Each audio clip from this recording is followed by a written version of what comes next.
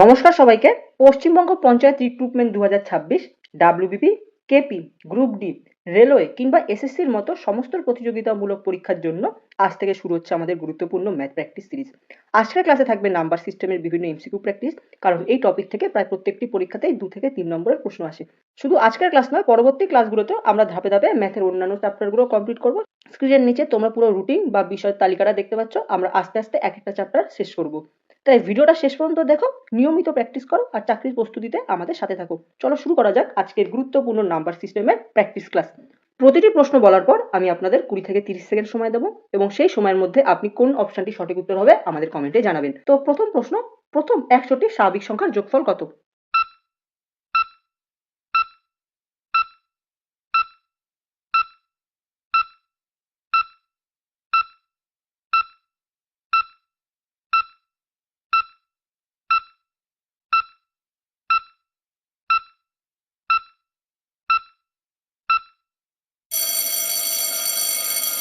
এই ধরনের অঙ্ক করার ক্ষেত্রে আমাদের মনে রাখতে হবে, যখন পরপর কতগুলো স্বাভাবিক সংখ্যার যোগফল বের করতে দেয় তখন আমাদের দেখতে হবে লাস্ট সংখ্যাটা কত। লাস্ট সংখ্যাটা আছে এখানে 100, তাই আমরা এই 100কে ধরে নেব n। এবার এই n এর সাথে n+1 যোগ করে দিতে হবে এবং যেটাকে 2 দিয়ে আমাদের ভাগ করে দিতে হবে। তাহলে আমাদের এখানে n এর মান আছে আমাদের 100। এবার এই n এর সাথে অর্থাৎ 100র সাথে যদি আমরা 1 যোগ করি তাহলে আমরা পাবো আমাদের 101। এবার এইটাকে আমরা 2 দিয়ে ভাগ করে দেবো। 2 দিয়ে যদি আমরা 100কে কাটি আমরা পাই 50। এবার এই 50কে যদি আমরা 101 দিয়ে গুণ করি তাহলে আমরা পেয়ে যাবো আমাদের উত্তর 5050। কে কে তোমরা এটা সঠিক উত্তর দিয়েছো আমাদের কমেন্টে অবশ্যই জানাতে থাকবে আমাদের সাথে। 2 নম্বর প্রশ্ন, দুটি সংখ্যার যোগফল 45 এবং তাদের বিয়োগফল বলে দিয়েছে আমাদের 13। দুটি সংখ্যার বর্গের পার্থক্য কত?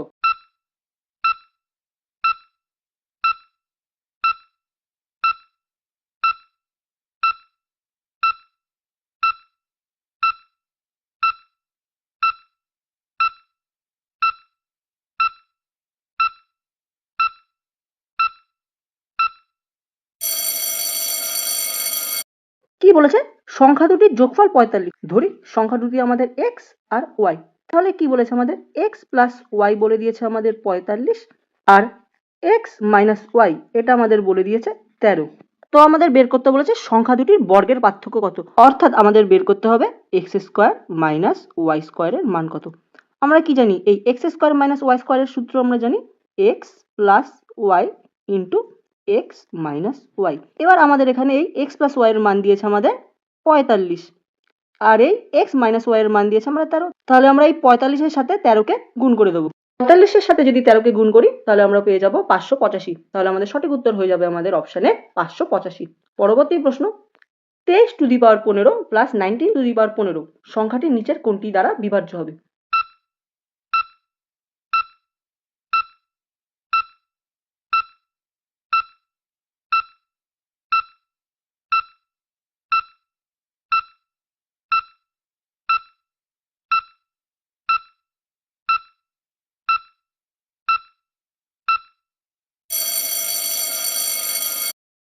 তো আমরা দেখতে পাচ্ছি যে 23-এর মাথায় আমাদের পাওয়ারে 15 আছে, 19-এর পাওয়ারও আমাদের 15 আছে। সূচকের একটা সূত্র আছে যে a two the power n plus যদি b two the power n হয় তবে এই সংখ্যাটি সবসময় a প্লাস b যে সংখ্যাটা হবে এই সংখ্যাটা দ্বারা বিভাজ্য যাবে। অর্থাৎ আমাদের যে সংখ্যাটি দেওয়া আছে 23 to the power 15 plus 19 to the power 15, এই সংখ্যাটি 23 প্লাস 19 যোগ করলে আমরা পাবো 42। এই 42 দ্বারা বিভাজ্য হবে। তাহলে আমাদের এখানে অপশানে আছে 42, তাহলে 42কে যদি 42 দিয়ে ভাগ করি তাও মিলে যাবে। অপশান বিতে আছে 6, 42কে 6 দিয়েও ভাগ করা যায়। অপশান সিতে আছে আমাদের 7, তাহলে 42কে আমাদের 7 দিয়েও ভাগ করা যায়। তাহলে আমাদের সঠিক উত্তর হয়ে যাবে আমাদের অপশান ডি, উপরের সবকটি। পরবর্তী প্রশ্ন, 4 7 6 তারপর একটি স্টার আছে। এই সংখ্যাটিতে তারকা চিহ্নিত স্থানে অর্থাৎ স্টারের যে জায়গাটা আছে সেই জায়গাটায় ক্ষুদ্রতম কোন সংখ্যাটা বসালে সংখ্যাটি 3 দ্বারা সম্পূর্ণভাবে বিভাজ্য হবে?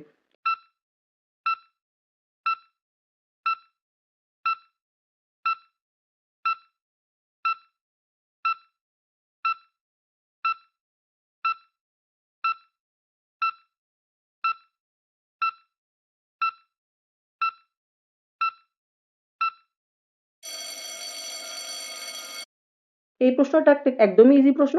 3 দ্বারা কোনো সংখ্যাকে কখন বিভাজ্য হয়? যখন তাদের যে সংখ্যাগুলো থাকবে তাদের অঙ্ককে যোগ করলে সেই অঙ্ক সংখ্যাকে 3 দিয়ে ভাগ করা যায়।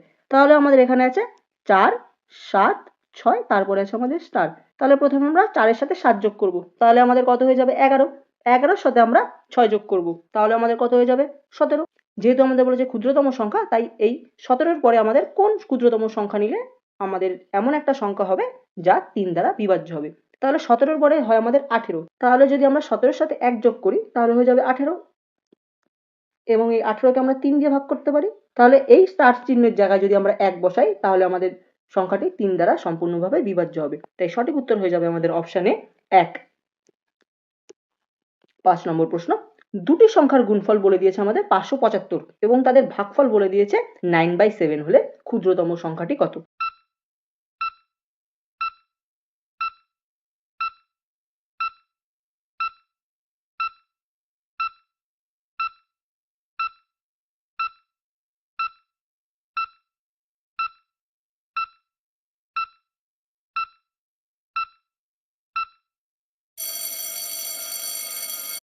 এখানে আমাদের ভাগফল বলে দিয়েছে 9/7। তাহলে আমরা ধরি যে সংখ্যাটি বড় সেটি আমাদের 9x, আর ছোট সংখ্যাটি ধরি আমরা 7x। তাহলে প্রশ্ন অনুসারে এদের গুণফল অর্থাৎ 9x ইন্টু 7x, এই দুটোকে আমরা গুণ করলে আমরা পাবো 575। এবার এই 9x ইন্টু 7x করলে আমরা পাবো 63, আর পাবো x স্কোয়ার সমান সমান আমাদের আসবে। এবার এই 63 দিয়ে যদি আমরা 1575-কে কাটি তাহলে আমরা কত পাবো? তাহলে আমরা পাবো 25। কত পাবো আমরা? 25। তাহলে x স্কোয়ারের মান যদি আমাদের 25 হয় তাহলে আমাদের x এর মান পাবো আমরা 5। কত পাবো আমরা? x এর মান পাবো 5। এবার আমাদের প্রশ্ন বলেছে ক্ষুদ্রতম সংখ্যাটি কত। তাহলে আমাদের বড় সংখ্যাটা ছিল আমরা ধরেছিলাম 9x, আর ছোট সংখ্যাটা ধরেছিলাম আমরা 7x। তাহলে এই 7x এর জায়গায় আমরা 7 লিখলাম, আর x এর জায়গায় আমরা কত লিখবো? 5। এই যে আমাদের 5 বেরিয়েছে। তাহলে 7-এর সাথে যদি আমরা 5 গুণ করি তাহলে আমরা পেয়ে যাবো 35। তাহলে সঠিক উত্তর হয়ে যাবে আমাদের অপশানে 35। পরবর্তী প্রশ্ন, 43182 সংখ্যাটির সাথে কোন ক্ষুদ্রতম সংখ্যা যোগ করলে যোগফলটি 8 দ্বারা সম্পূর্ণভাবে বিভাজ্য হবে? 8 দ্বারা কোনো সংখ্যাকে বিভাজ্যের নিয়ম কি? যে কোনো সংখ্যার লাস্ট 3টে যে নাম্বার থাকবে সেই সংখ্যাটিকে 8 দিয়ে ভাগ করতে হবে, এবং ভাগফল যদি মিলে যায় তাহলে সেই সংখ্যাটিও আমাদের 8 দিয়ে ভাগ হবে, অর্থাৎ সম্পূর্ণ বিভাজিত হবে।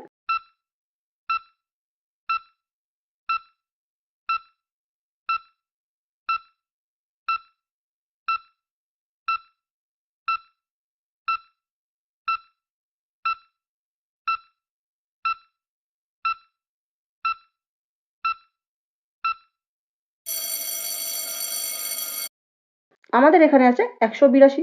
এই 182-কে যদি আমরা 8 দিয়ে ভাগ করি আমরা পাবো 8 দুগুণে 16। 8 থেকে 6 গেলে পড়ে থাকে আমাদের 2, এই 2 নিচে নেমে গেল, আবার যাবে 2 দিয়ে 8 দুগুণে 16। এটা করলে আমরা পাবো 6। তাহলে এই 6-এর জায়গায় যদি আমাদের 8 থাকতো তাহলে আমাদের মিলে যেত। তাহলে আমাদের এখানে কত কম আছে? তাহলে আমাদের এখানে কম আছে 8-এর থেকে 2 কম আছে। তাহলে আমাদের এর সাথে যদি আমরা 2 যোগ করতাম তাহলে আমাদের সংখ্যাটি 8 দ্বারা সম্পূর্ণভাবে বিভাজ্য হয়ে যাবে। তাহলে আমাদের সঠিক উত্তর হয়ে যাবে আমাদের অপশানে 2। 7 নম্বর প্রশ্ন, 25^625 সংখ্যাটিকে যদি আমরা 26 দিয়ে ভাগ করি তাহলে ভাগশেষ কত থাকবে? এই অঙ্কটি একটি ইম্পর্টেন্ট অঙ্ক, অনেক পরীক্ষায় আমাদের এরকম প্রশ্ন এসেছে। 20 সেকেন্ড টাইম রইল, তোমরা সলভ করার চেষ্টা করো।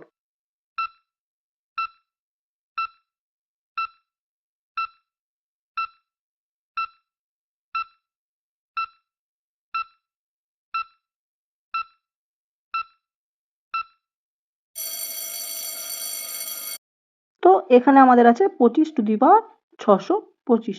এটাকে আমরা লিখতে পারি 26-1^625। এবার এটাকে যদি আমরা ভাঙি তাহলে আমরা এরকম পদ পাবো যেইগুলো সবগুলোই 26 দিয়ে ভাগ করলে সম্পূর্ণ মিলে যায়। শুধুমাত্র একটি সংখ্যা পড়ে থাকবে যেটা হলো 1^625। এই সংখ্যাটা 26কে ভাগ যাবে না। শুধুমাত্র এই সংখ্যাটাই পড়ে থাকবে যা কিনা 26 দিয়ে ভাগ করলে মিলবে না। আবারও বলছি, 26-1^625-কে আমরা যদি ভাঙি তাহলে আমাদের এরকম নাম্বার আসবে যে সবগুলোই 26 দিয়ে সম্পূর্ণরূপে ভাগ করা যায়, কিন্তু লাস্টে -1^625 পড়ে থাকবে যাকে সম্পূর্ণভাবে 26 দিয়ে ভাগ করা যায় না। এবারে আমরা জানি যে 1 এর পাওয়ার যতই হোক 1 এর মান সবসময় হয় আমাদের 1। এবারে আমরা দেখছি যে মাইনাসের পাওয়ারে আছে 625, অর্থাৎ এটি একটি বিজোড় সংখ্যা। তাহলে আমরা জানি মাইনাসের পাওয়ারে যদি বিজোড় সংখ্যা থাকে তাহলে সবসময় আমাদের মাইনাসই হয়। তাই আমাদের দেখতে পাচ্ছি যে আমাদের অবশিষ্ট থাকবে, অর্থাৎ ভাগশেষ থাকবে -1। কিন্তু -1 তো সেরকমভাবে আমরা ভাগশেষ লিখতে পারি না। তার জন্য আমাদের করতে হবে এই 26 থেকে আমাদের এই 1কে বাদ দিয়ে দিতে হবে।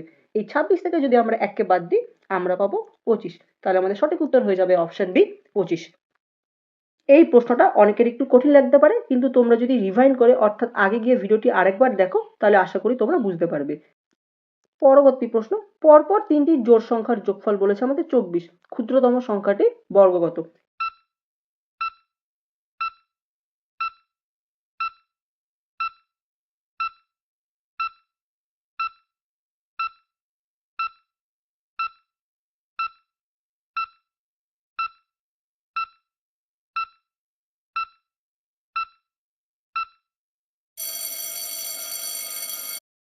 এই অঙ্কটা আমরা কি করে করব?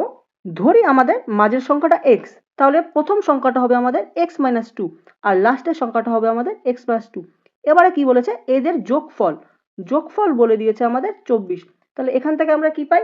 এই -2 যদি আমাদের কেটে যায়, এখানে একটা x, দুটো x, তিনটে x, তাহলে আমরা পেলাম 3x। 3x সমান পেলাম আমরা 24। এবার 3 দিয়ে যদি আমরা 24 কে কাটি তাহলে আমরা কত পাবো? তাহলে আমরা পাবো 8। এবার আমাদের কি বলেছে? ক্ষুদ্রতম সংখ্যাটি কত? তাহলে আমাদের মাঝের সংখ্যাটা ছিল আমাদের x, আর ক্ষুদ্রতম সংখ্যা অর্থাৎ প্রথম সংখ্যাটা ছিল আমাদের x - 2। তাহলে আমাদের এখানে x এর মান বেরোলো 8, আমাদের বের করতে বলছে ক্ষুদ্রতম সংখ্যাটি অর্থাৎ x - 2 এর মান।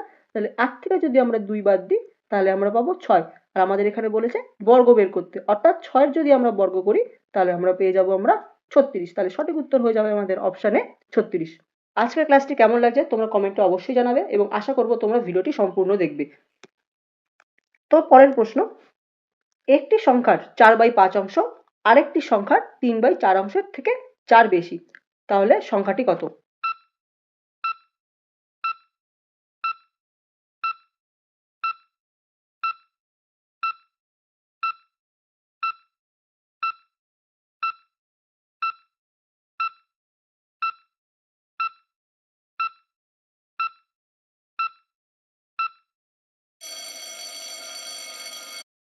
তো আমরা ধরি সংখ্যাটি আমাদের x, সুতরাং 4x/5 minus 3x/4 equals to আমাদের বলে দিয়েছে 4। এবারে আমরা যদি এই 5 আর 4 এর লসা করি তাহলে আমরা পাবো 20। 5 দিয়ে 20 কে ভাগ করলে হবে 4 এবং 4 দিয়ে যদি আমরা এই 4x কে গুণ করি তাহলে আমাদের হয়ে যাবে 16x। মাইনাসের জায়গায় মাইনাস দিলাম, 4 দিয়ে 20 কে যদি ভাগ করি আবার পাবো 5, 5 কে যদি 3x দিয়ে গুণ করি আমরা পাবো 15x equals to আমরা পেলাম 4। তাহলে আমরা এখান থেকে দেখছি 16 থেকে যদি আমরা 15x বাদ দিই তাহলে আমরা পাবো x, x এর নিচে আছে আমাদের 20 equals to আমরা পাচ্ছি 4। তাহলে আমরা কত পেলাম? যে x এর মান 20 ইন্টু হয়ে যাবে আমাদের 4, তাহলে হয়ে যাবে আমাদের 80। তাহলে সঠিক উত্তর হয়ে যাবে আমাদের অপশানে, সংখ্যাটি হলো আমাদের 80। 10 নম্বর প্রশ্ন, একটি 2 সংখ্যার অঙ্কের অঙ্কদ্বয়ের যোগফল বলেছে 9, সংখ্যাটি থেকে 9 বিয়োগ করলে অঙ্কদ্বয়ের স্থান পরিবর্তন করে, সংখ্যাটি কত? প্রশ্নটি ভালো করে পড়ো যে কি বলেছে। একটি 2 অঙ্কের সংখ্যার অঙ্কদ্বয়ের যোগফল বলেছে 9, সংখ্যাটি থেকে 9 বিয়োগ করলে অঙ্কদ্বয় স্থান পরিবর্তন করে, সংখ্যাটি কত?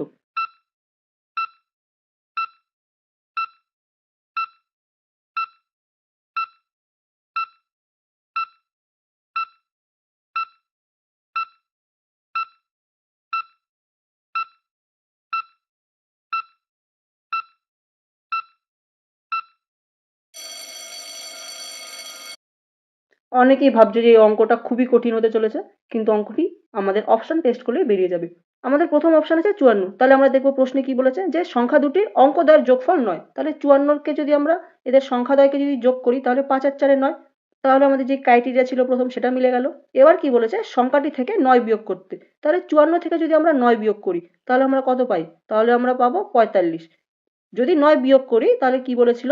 অঙ্কদ্বয় স্থান পরিবর্তন করে, অর্থাৎ 4 এর জায়গায় 5 এসেছে এবং 5 এর জায়গায় 4 এসেছে। তাহলে আমাদের এটা মিলে গেছে, তাহলে আমাদের এটা হয়ে যাবে আমাদের সঠিক উত্তর।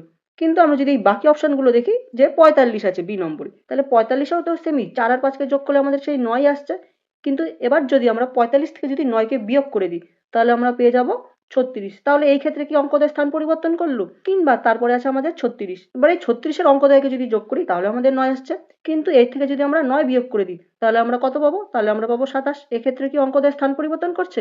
না, করছে না। ডি নম্বরে আছে আমাদের 63। 63 সংখ্যার যদি অঙ্কদ্বয়কে যদি আমরা যোগ করি তাহলে আমাদের সেই 9 আসছে, কিন্তু 63 থেকে যদি আমরা 9 বিয়োগ করে দিই তাহলে আমরা কত পাবো? তাহলে আমরা পাবো 54।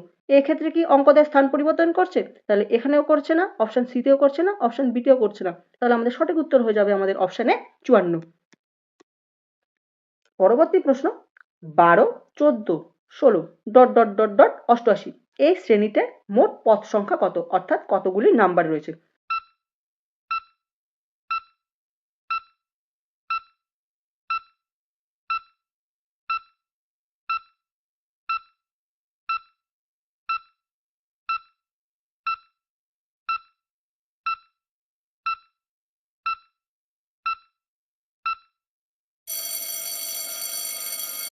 আচ্ছা, এখানে আমরা দেখতে পাচ্ছি যে 12 পরে 14, 14 পরে 16 এরকম করে 2 2 2 করে বাড়ছে, অর্থাৎ এটি আছে সমান্তর প্রগতিতে। তো সমান্তর প্রগতির সূত্র কি ছিল? n ইকুয়ালস টু শেষ পদ মাইনাস প্রথম পদ বাই সাধারণ অন্তর প্লাস 1। তাই এখানে আমাদের প্রথম পদ আছে 12 এবং শেষ পদ আছে আমাদের 88। তাই আমরা প্রথমে কি করব, এই 88 বিয়োগ 12 লিখলাম। এবার আমাদের কত দেখতে হবে, অন্তর কত, অন্তর কত আছে দেখো, 12 থেকে 14, 14 থেকে 16, তাহলে আমাদের প্রত্যেকটাতে ডিফারেন্স কত আছে, 2। এবারে আমরা এই কি করব, এই 2 দিয়ে ভাগ করব এবং এর সাথে আমরা 1 যোগ করে দেবো। এবারে 88 থেকে যদি 12কে বাদ দিই তাহলে আমরা পাবো 76। 76কে ভাগ করব 2 দিয়ে, যা উত্তর হবে তার সাথে আমরা 1 যোগ করব। 2 দিয়ে যদি 76কে কাটি তাহলে আমরা পাবো 38 এবং এই 38 এর সাথে যদি 1 যোগ করে দিই তাহলে আমাদের উত্তর হয়ে যাবে 39। তাহলে সঠিক উত্তর হয়ে যাবে আমাদের অপশানে 39। পরবর্তী প্রশ্ন, 512 মোট কতগুলি উৎপাদক বা ফ্যাক্টর রয়েছে?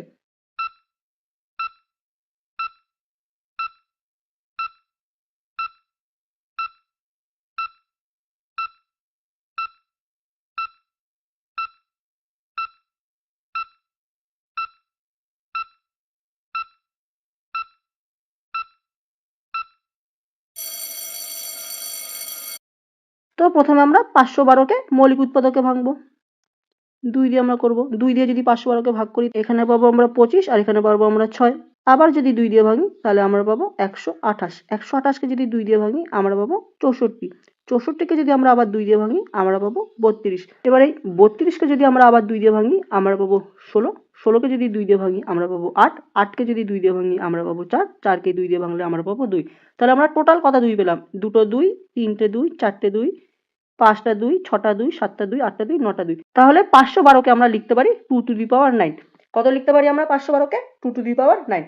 কোন সংখ্যার মোট উৎপাদক কতগুলি হবে তা নির্ণয় করার সূত্র হলো যে সেই সংখ্যাটাকে মৌলিক উৎপাদকে ভেঙে যেই মৌলিক উৎপাদকটা বেরোবে তার পাওয়ারের সাথে 1 যোগ করে দেবো। কি বললাম বোঝা যাচ্ছে? আবারও বলছি, কোন সংখ্যার মোট উৎপাদকের নাম্বার অর্থাৎ কয়টি উৎপাদক রয়েছে সেটি বের করার জন্য ওই সংখ্যাটাকে প্রথমে আমরা মৌলিক উৎপাদকে ভাঙবো, তারপরে আমরা মৌলিক উৎপাদকটাকে পাওয়ার আকারে লিখবো এবং তার সাথে 1 যোগ করে দেবো। আমরা এখানে 2 টু দি পাওয়ার 9 এ ভাঙলাম, তাহলে আমরা কত পেলাম পাওয়ারে? 9। কিছুই না, সিম্পলি এই 9 এর সাথে আমরা 1 যোগ করে দেবো। তাহলে 9 এর সাথে যদি আমরা 1 যোগ করি তাহলে আমরা কত পাবো? 10 পাবো। তাহলে সঠিক উত্তর হয়ে যাবে আমাদের অপশন বি, 10। পরবর্তী প্রশ্ন, প্রথম 20টি বিজোড় সংখ্যার যোগফল কত?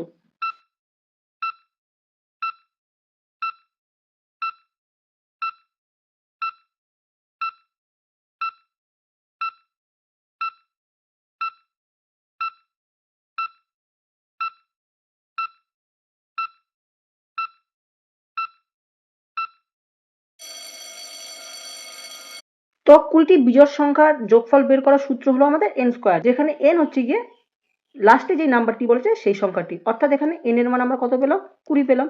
এবার আমাদের যোগফলের জন্য কি বের করতে হবে? আমাদের n স্কয়ার বের করতে হবে। তার জন্য আমরা কি করব, এই 20 স্কয়ার করে দেবো। 20 স্কয়ার করলে আমরা পাই 400। তাহলে সঠিক উত্তর হয়ে যাবে আমাদের অপশনে 400। পরের প্রশ্ন, একটি ভাগ অঙ্কের ভাজক হলো ভাগশেষের 5 গুণ এবং ভাগফলের 3 গুণ। ভাগশেষ যদি 15 হয় তাহলে ভাজ্য কত? 20 সেকেন্ড টাইম রয়েছে তোমাদের কাছে, জলদি অঙ্কটি করে উত্তরটি তোমরা কমেন্টে বলো।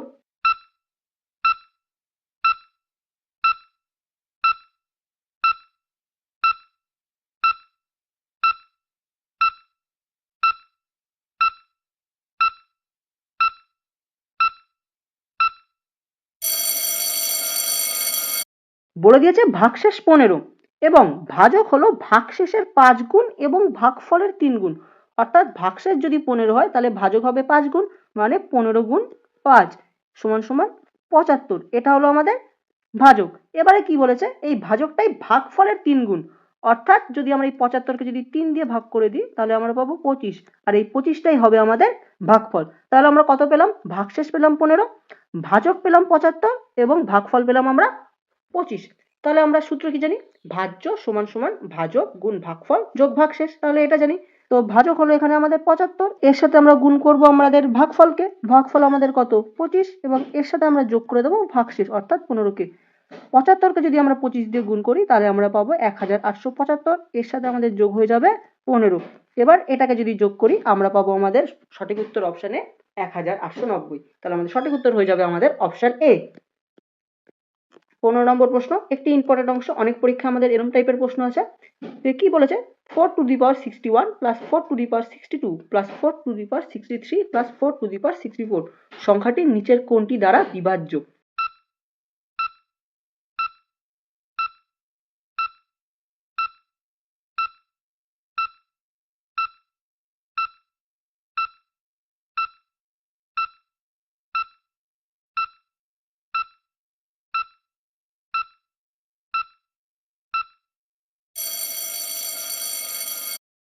এখান থেকে যদি আমরা দেখতে পাচ্ছি যে আমরা 4 টু দি পাওয়ার 61টাকে কমন নিতে পারি। যদি 4 টু দি পাওয়ার 61কে কমন নিই, এখানে পড়ে থাকবে 1, এখানে পড়ে থাকবে আমার 4 টু দি পাওয়ার 1, এখানে পড়ে থাকবে আমাদের 4 টু দি পাওয়ার 2, এখানে পড়ে থাকবে আমাদের 4 টু দি পাওয়ার 3। ঠিক আছে, এইটুকু বোঝা গেল। এবার এখান থেকে আমরা কি পাচ্ছি? 4 টু দি পাওয়ার 61ই পাচ্ছি। 1 এর মান 1, 4 টু দি পাওয়ার 1 এর মান 4, 4 টু দি পাওয়ার 2 এর মান আমাদের 16, 4 টু দি পাওয়ার 3 এর মান আমাদের 64। এটাকে যদি আমরা ক্যালকুলেশন করি আমরা পাবো 4 টু দি পাওয়ার 61, এবং এটাকে যদি আমরা টোটালটাকে যোগ করি আমরা পাবো 85। এবার আমরা দেখবো এই 85কে কি এই অপশনের কোনো কিছু দিয়ে কাটা যাচ্ছে? 85কে 3 দিয়ে কাটা যায় না, 11 দিয়ে কাটা যায় না, 10 দিয়ে তো যায়ই না, 13 দিয়েও যায় না। তাহলে আমাদের অঙ্কটা কি ভুল? না, আমাদের অঙ্কটা ভুল না। তাহলে আমরা কি করব? আমাদের এখানে যে 4 টু দি পাওয়ার 61 আছে এটাকে আমরা 4 to the power 60 into 4 to the power 1 মানে 4 এ ভেঙে নেবো, এবং তারপরে যে 85টা আছে সেটাকে লিখে দেবো। এবার এখান থেকে আমরা কি পাই? 4 টু দি পাওয়ার 60 পাই, এবং এই 4 কে যদি আমরা 85 দিয়ে গুণ করি তাহলে আমরা পাই 340। কত পাই আমরা? 340। তাহলে দেখা যাচ্ছে যে এই 340টাকে আমাদের এই 10 দিয়ে ভাগ করলে মিলে যায়, কারণ কি লাস্টে শূন্য আছে। তাহলে সঠিক উত্তর হয়ে যাবে আমাদের অপশন সি, 10 দিয়ে বিভাজ্য। এরকম টাইপের অঙ্ক আমাদের বারবার অনেক পরীক্ষায় এসেছে, খালি নাম্বারগুলো চেঞ্জ করে দেয়, কিন্তু পদ্ধতি আমাদের ঠিক একই থাকে। যদি ভিডিওটি আরেকবার দেখে নাও আশা করি তোমরা প্রত্যেকে ঠিকভাবে বুঝতে পারবে। তো আজকের পর্যন্ত এইটুকুই থাক। পরবর্তী ক্লাসে আমি আরো 15টি প্রশ্ন প্র্যাকটিস করিয়ে দেবো তোমাদের। ভিডিওটি কেমন লাগলো অবশ্যই জানাবে। চ্যানেলে যদি নতুন হও চ্যানেলটিকে অবশ্যই সাবস্ক্রাইব করবে, এরকম ডেইলি বেসিসে বিভিন্ন ম্যাথের টিপস আর ট্রিক শেখার জন্য। নাম্বার সিস্টেম যদি কমপ্লিট হয়ে যায়, স্ক্রিনে দেওয়া যেসব চ্যাপ্টারগুলো আছে সেই সব চ্যাপ্টারগুলো আগে আমরা প্র্যাকটিস ক্লাস শেষ করব, তারপরে আমরা অন্যান্য চ্যাপ্টারগুলো শুরু করব। তাহলে দেখা হচ্ছে পরবর্তী ভিডিওতে। ভিডিওটি অবশ্যই লাইক দেবে, চ্যানেলে যদি নতুন হও চ্যানেলটিকে অবশ্যই সাবস্ক্রাইব করে রাখবে, এবং তোমার কোনো বন্ধু বান্ধব বা পরিবারের আত্মীয় স্বজন কেউ যদি কম্পিটিটিভ এক্সামের জন্য প্রস্তুতি নিচ্ছে তাকে আমাদের এই চ্যানেলটিকে রিকমেন্ড করতে পারো, যাতে তারাও ঠিকমতো অঙ্ক শিখতে পারে।